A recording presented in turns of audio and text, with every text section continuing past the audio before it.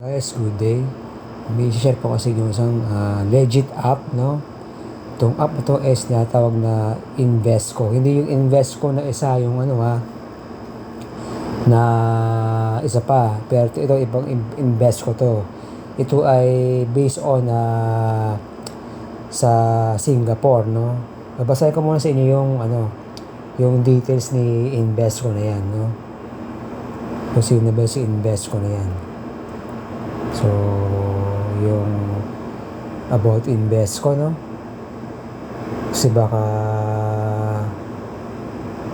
iba yung Invesco. Ito si Invesco, no? So, ito, si Invesco raw is a technology services provider based in Singapore that connects users across the Southeast Asia to third-party financial services and products. Invesco is not a legal tax, banking, brokerage, or financial advisory firms, does not offer legal tax, banking, financial, or investment advice. Services and products available through the platform are provided by various regulated entities with different terms, investors protection, and risk. By using the Invesco platform, you acknowledge that the information provided is for informational and educational purpose only. This content is not intended for residents of the United States or for distribution to or use by individuals in any country or jurisdiction where such actions would violate local laws, regulations. So, yun yung kapatid, no? So, open natin si Invesco. Diyan yung description link ko. I-download nyo as use my referral link, no? So, open natin si Invesco. Yan, dito tayo. Ito guys, tuturuan ko rin kung paano mag-invest sa stocks, no? Pwede rin sa crypto. Ayan, diversity funds, di ba? Dito pala guys, pag nag-refer kayo ng friend, once na na-complete nila yung task, is magkakaroon ka ng $5, no? Kada referral na makakompleto sila ng kanilang task na nakompleto na yung requirements bago sila mag-invest dito sa Invesco, magkakaroon ka ng $5. So, ngayon ako, naka-earn pa ako ngayon ng rewards na $10 kasi dalawa na yung sa referral ko na kapag complete ng kanilang task dito sa Invesco. So, pato ko sa inyo yung aking na-earn, no? Actually, bago pa lang ako rito, nag-deposit lang ako ng siguro all in all nasa 480. So, may kinita ko ngayon ng $17.39, diba? So, ganito. Sa una, explore muna tayo. Pero ako sa inyo yung actually, di ako sa crypto more on stocks. So, yan, click nyo yung stocks na yan. Diba? Yan. Dito, mamimili ka kung saan mong gusto mag-invest sa stocks. Pwede sa tech, financials, consumers, no? Or consumers discretionary. O pwede yung tech, diba? Yan. Kasi siya po, medyo mabagal na aking internet. So, hintayin natin mag-open tong si tech, no? Yan. Dito sa tech, sa IT services, so pwede ka mag-invest rito sa IBM. Yan. Mamimili ka kung anong gusto nyo dyan. Yan. Diba? Scroll nyo lang. Sa software, pwede nga sa Microsoft, diba? Oracle, yan, diba? Adobe, o yan, no? Ba? Madami. Kung sa communications, Cisco, MSI, diba? Marami po dyan, yan. Kung ano yung gusto nyo, sa technology naman, yan, Anet, no? Dell, diba? Yan, HP, diba? Kaya pong bahala dyan sa technology, no? Yung gusto nyo. Electronics, meron din po. Yan. Semiconductor, meron din. Yan po. Pagdating naman sa financials, diba? Yan, mabagal lang po yung aking internet. Pasensya na po.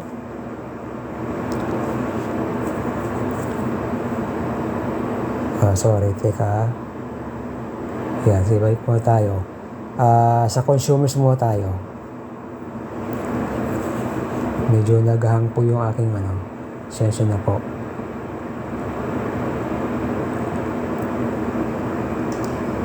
Ay, ganun, sige. Sa consumers po tayo, no?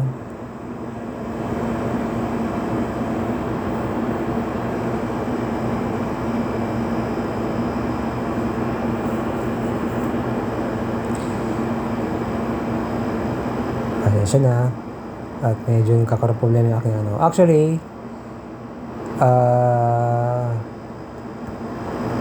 meron akong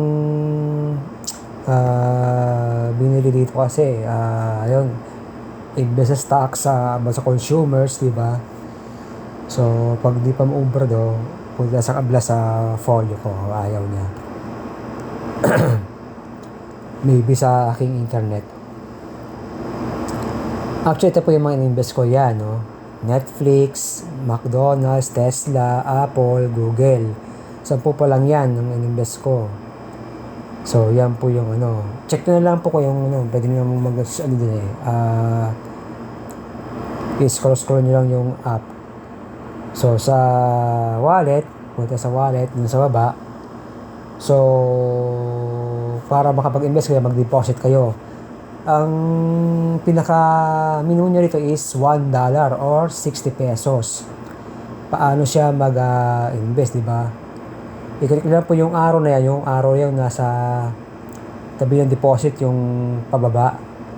Yan, bababa po siya. Yung deposit, yan. Click nyo yung deposit. Actually, pwede po e-wallet yan. Pwede yung on banking, yung e-wallet. Click nyo yung e-wallet. Yan, pwede po yung GCash, Maya, or other e-wallets na click nyo yan, mag-invest kayo kung magkano, no? So, para makapag-set kayo ng inyong investment. Yun, di halimbawa, meron na kayong,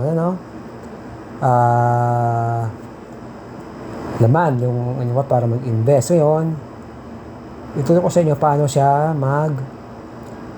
mag-invest. So, click nyo yung explore sa baba. Diba? Tapos click nyo yung stocks.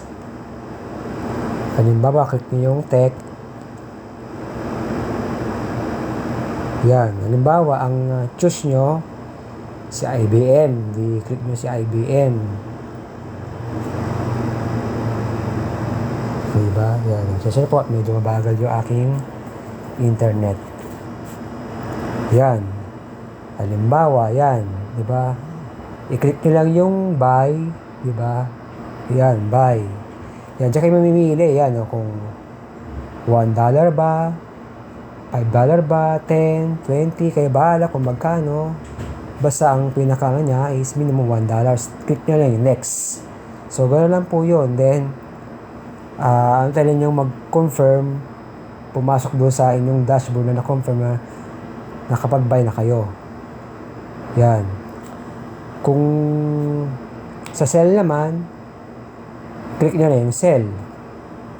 Diba? Gano'n lang eh. Pero wala pa ako kasi siyempre, sinasampok ko na sa inyo